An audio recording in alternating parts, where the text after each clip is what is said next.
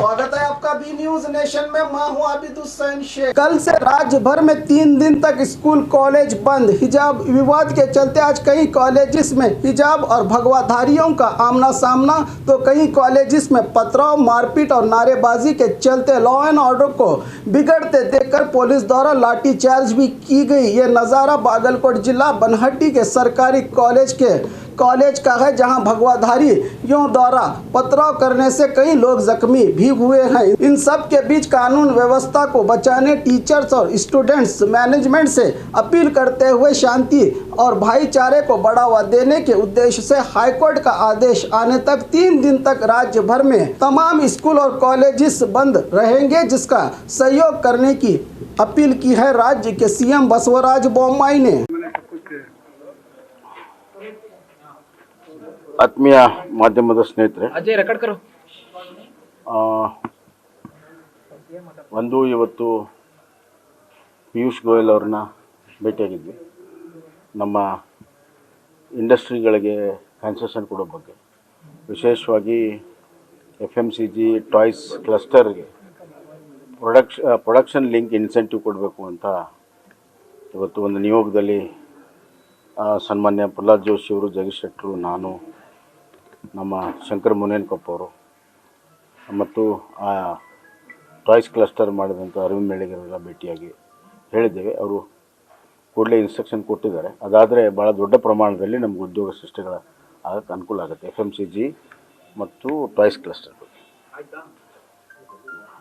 ಆಮೇಲೆ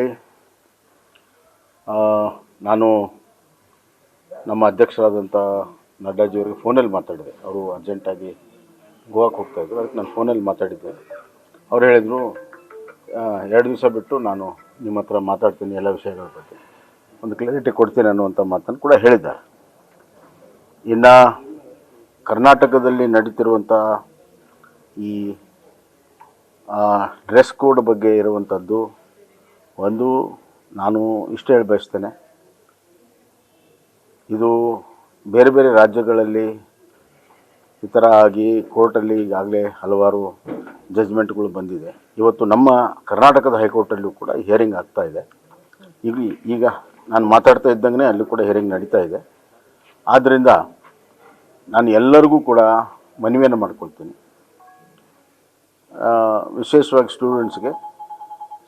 ಸ್ಟೂಡೆಂಟ್ಸಲ್ಲಿ ಸೌಹಾರ್ದತೆ ಇರಬೇಕು. ಇದಕ್ಕೇನು ಸಂವಿಧಾನ ಮತ್ತು ಕಾನೂನೇನಿದೆ ಅದರ ಬಗ್ಗೆ ಹೈಕೋರ್ಟು ತನ್ನ ಜಜ್ಮೆಂಟನ್ನು ಕೊಡ್ತದೆ. ಅಲ್ಲಿವರೆಗೂ ಶಾಂತತೆಯನ್ನು ಕಾಪಾಡ್ಕೋಬೇಕು. ಶಾಂತಿ ಸುವ್ಯವಸ್ಥೆಗೆ ಯಾವುದೇ ರೀತಿಯ ತೊಂದರೆ ಆಗದಂತೆ ಸ್ಟೂಡೆಂಟ್ಸು ಸ್ವಯಂ ಪ್ರೇರಣೆಯಿಂದ ಮಾಡಬೇಕು. ಯಾಕಂದರೆ ನಾಳೆ ಎಲ್ಲ ಒಟ್ಟಿಗೆ ಕೂತು ಕಲಿಬೇಕು. ವಿದ್ಯಾರ್ಜನೆ ಬಹಳ ಮುಖ್ಯ. ಆದ್ದರಿಂದ ಅವರ ಭವಿಷ್ಯ ಕೂಡ ಇದೆ. ಹೀಗಾಗಿ ಅವರು ಶಾಂತಿ ಸುವ್ಯವಸ್ಥೆನ ಕಾಪಾಡಬೇಕು. ಎರಡನೇದಾಗಿ ಯಾರೂ ಕೂಡ ಪ್ರಚೋದನೆ ಮಾಡುವಂಥ ಕೆಲಸವನ್ನು ಮಾಡಬಾರ್ದು. ಇದು ಭಾಳ ಸೂಕ್ಷ್ಮವಾದಂಥ ವಿಚಾರ. ಆದ್ದರಿಂದ ಯಾರೂ ಕೂಡ ಪ್ರಚೋದನೆ ಹೇಳಿಕೆಗಳಾಗಲಿ ಪ್ರಚೋದನೆ ಮಾಡುವಂಥದ್ದು ಮಾಡಬಾರ್ದು. ಇದು ಹೈಕೋರ್ಟಿನ ಒಂದು ಆದೇಶವನ್ನು ನಾವೆಲ್ಲ ನಿರೀಕ್ಷೆ ಮಾಡ್ತಾಯಿದ್ದೇವೆ. ತಾಳ್ಮೆಯಿಂದ ಇರಬೇಕು, ಶಾಂತಿಯನ್ನು ಕಾಪಾಡ್ಕೋಬೇಕು ಮತ್ತು ಪೊಲೀಸರಿಗೆ ಶಾಂತಿ ಸುವ್ಯವಸ್ಥೆ ಕಾಪಾಡಲು ಸೂಕ್ತವಾದಂಥ ನಿರ್ದೇಶನವನ್ನು ಈಗಾಗಲೇ ನಾವು ಕೊಟ್ಟಿದ್ದೇವೆ. ಆ ಕೆಲಸವನ್ನು ಅವ್ರು ಮಾಡ್ತಾ ಇದ್ದಾರೆ.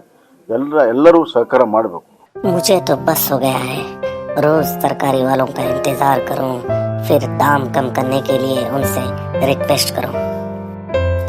अरे दीदी, अब बिगोज है ना, वो भी बेस्ट क्वालिटी के साथ, अच्छे डिस्काउंट के साथ 30 मिनट में आपके घर तक। सच में? जी हाँ। क्या नाम बताया आपका? बिगोज। अभी डाउनलोड करो और घर बैठे जो चाहे वो मंगाओ।